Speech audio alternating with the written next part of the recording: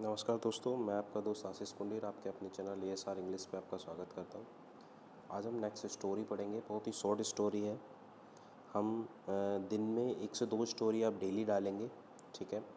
आप इससे क्या है, आप नई नई वर्ड को सीख सकते हैं।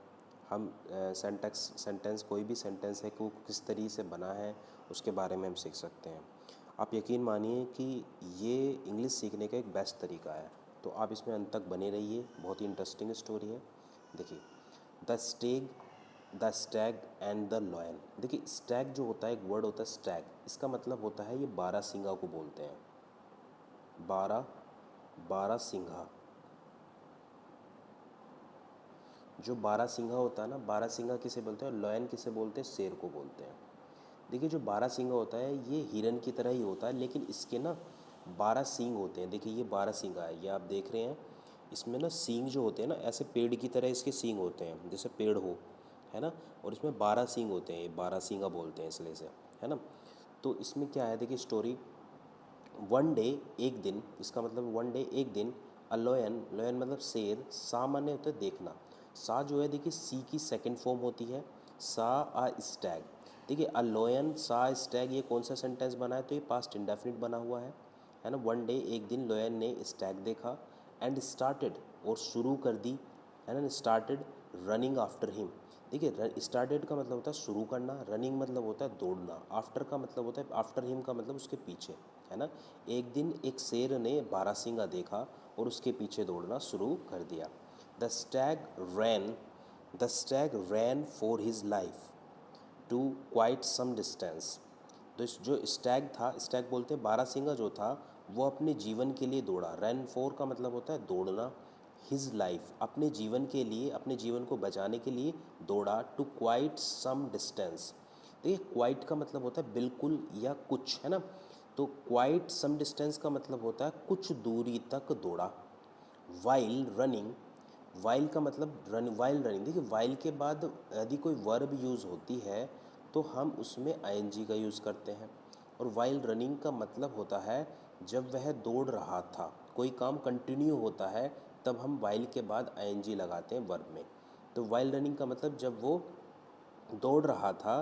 द स्टैग, जो बारहसिंगा था, tripped and got his antler stuck in a thick branch of a huge tree. देखिए, जो स्टैग जो था बारहसिंगा, ट्रिप्ड हो गया। देखिए, ट्रिप्ड का मतलब होता है, इसे बोलते हैं फिसलने को ट्रिप्ड बोलते हैं। मैंने ये लिख दिए हैं पहले ही, जिससे आपका टाइम ज़्यादा वेस्ट ना हो, ठीक है। पहले ही वर्ड मीनिंग इसमें मैंने लिख दिए हैं।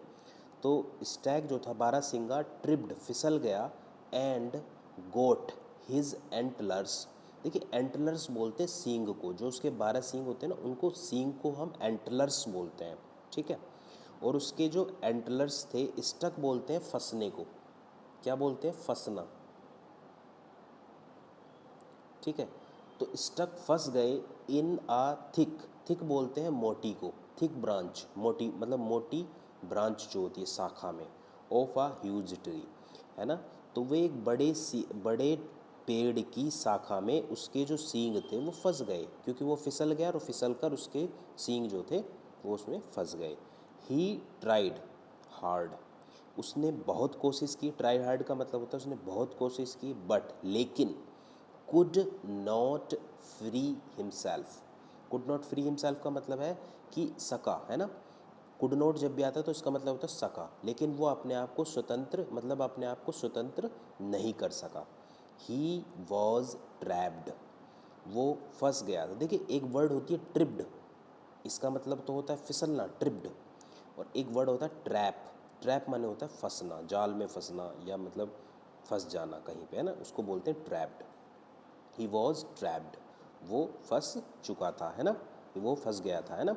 देन ही रियलाइज्ड, तब उसने रियलाइज़ किया। क्या रियलाइज़ किया, आई वॉज रॉन्ग, कि मैं गलत था। I was wrong to think less, think मतलब होता है सोचना, लेस माने होता है कम, अबाउट का मतलब बारे में, माई लेग्स मेरे पैरों के बारे में, और हुफ्स माने होता है, देखिए हुफ्स जो वर्ड होता है इसका मतलब होता है खुर।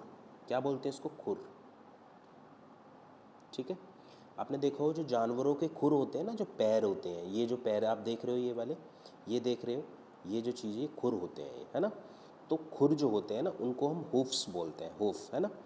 तो वो रियलाइज़ करता है, महसूस करता है कि मैं गलत था, अपने पैरों के बारे में और अपने खुरों के बारे में मैंने कम सोचा।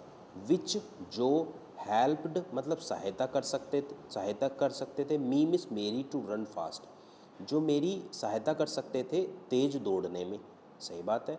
आई had been so proud of my huge antlers, मैं बहुत ही ज़्यादा अभिमानी हो गया था। I had been so proud, proud का मतलब होता है अभिमान, जब हम घमंड में होते हैं उसको हम अभिमान को बोलते हैं। तो I had been so proud of my huge मतलब बड़े एंटलर्स बोलते हैं सींग को। तो मैं अपने बड़े सींग पर बहुत ही घमंड करने लग गया था। दैट जो ब्रॉट मी, देखिए ब्रॉड जो होती है ये ब्रिंग की सेकंड फॉर्म होती है, और ब्रिंग का मतलब होता है ले जाना, मतलब कहीं भी, है ना। तो ब्रिंग मी जो मुझे, ब्रॉड मतलब जो मुझे ले आए हैं, नियर मिस पास में, टू माई एंड जो मेरे मतलब अंत के, जो टू माई एंड मतलब मेरे अंत के पास मुझे लेके आ गए हैं, है ना।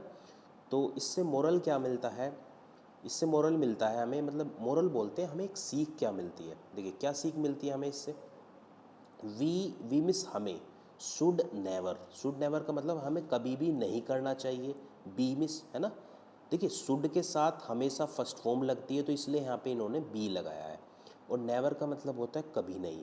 We should never be too proud, too का मतलब ज़्यादा, proud of anything, proud of का मतलब होता है घमंड, क्या बोलते हैं, घमंड या अभिमान को बोलते हैं ना। तो वो कह रहा है we should never be too proud of anything, मतलब किसी भी चीज़ का हमें ज़्यादा घमंड नहीं करना चाहिए, हमें किसी भी चीज़ का ज़्यादा अभिमान नहीं करना चाहिए। ठीक है गाइज, अगर आपको ये स्टोरी अच्छी लगी है तो मेरे चैनल को सब्सक्राइब कीजिए, लाइक शेयर कमेंट कीजिए, और इसी तरह की स्टोरी हम बनाते रहेंगे। अगर इसमें आप कोई चेंज कराना चाहते हैं तो आप उसे मुझे बता सकते हैं। ठीक है गाइज़, हम ग्रामर की वीडियो भी जल्दी लाएंगे। ठीक है, थैंक यू गाइज़।